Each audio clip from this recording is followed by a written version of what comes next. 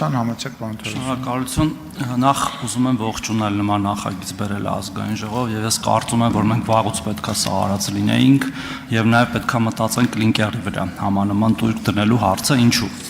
որտեւ մենք ի ուրախություն մեզ կարողանում ենք ամբողջական ցիկլով ապահովել ցեմենտի արտադրությունը, որը դուք ինչպես արդարացիորեն նշեցիք, ռազմավարական նշանակություն ունի։ Թեև մենք հաճախ նաև լսում էինք ժամանակին, որ ցեմենտի գինը այտենց մեծ դեր ունի շինարարության գնի մեջ, բայց իրականությունը այլ է, այնտեղ մի քանի տոկոսի խնդիր կա ընդհանրապես։ Բայց այնուամենայնիվ մեր վարած քաղաքականության եւ ոչ միայն դրա պատճառով մենք խնդիր ունենք ներքին արտադրողներից, մեծ արտադրողներից մեկի հետ, խոսքը հրազդան ցեմենտի մասին է։ Ես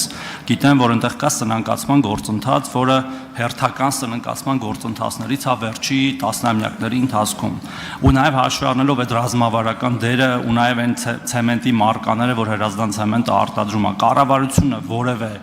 ճանապարհային քարտեզ ունի այդ հսկային փրկելու համար։ Շնորհակալություն։ Շնորհակալություն պարոն Թովմասյան հարցի համար։ Հրազդան ցեմենտի հետ կապված ասեմ, որ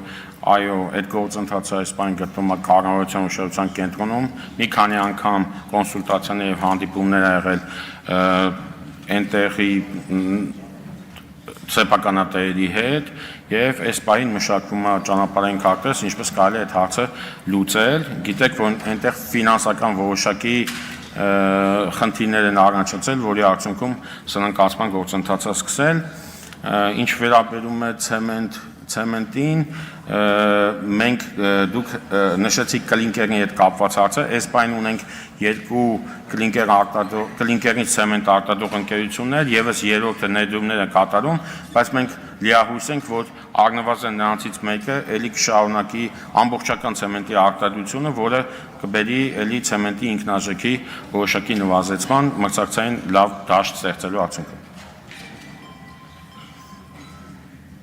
Արձագանք։ Շնորհակալություն պարոն Զաքարյան, ուզում եմ մի առաջարկ անել, որը միգուցե քննարկումների արդյունքում դառնա կենսունակ, այսպես ասած, տեսեք, նաև հաշվի առնելով կառավարության վարած քաղաքականությունը նմանատիպ մեծ ռազմավարական օբյեկտների հետ, այդ թվում հանքարդյունաբերական, ես առաջարկում եմ նաև դիտարկել հրազդան ցեմենտի առողջացման ծրագրում կառավարության մասնաբաժին ունենալու տարբերակը, որտեղ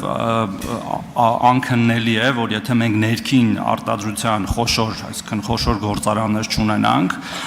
որոնցից մեկը ասեցի հրազդան ցեմենտն է, մենք կարող է ինչ-որ մի փուլում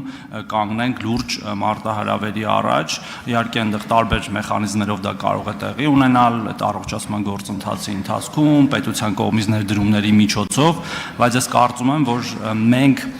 ինքնահոսի, պարզապես հաշվի առնելով ամեն ինչ դատական պրոցես, սնանկության պրոցես, մենք ինքնահոսի թողնելու իրավունք պարզապես չունենք նման ռազմավարական գործարանների ճակատագիրը։ Շնորհակալություն։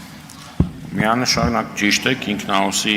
թողնելու այս պահին խնդիր չկա, ինչ վերաբերում ձեր առաջարկին, կարծում եմ հետագա հանդիպումներում կդիտարկենք, եթե հնարավորության տարբերակներ կան, իհարկե նաև պետությունը կմասնակցի։ Շնորհակալություն, Արթուր Խաչատրյան։ Պարոն փոխնախարար, նախ այսօր ենք սեպտեմբերի նախաձեռնությամբ դուք երգում եք նախարարի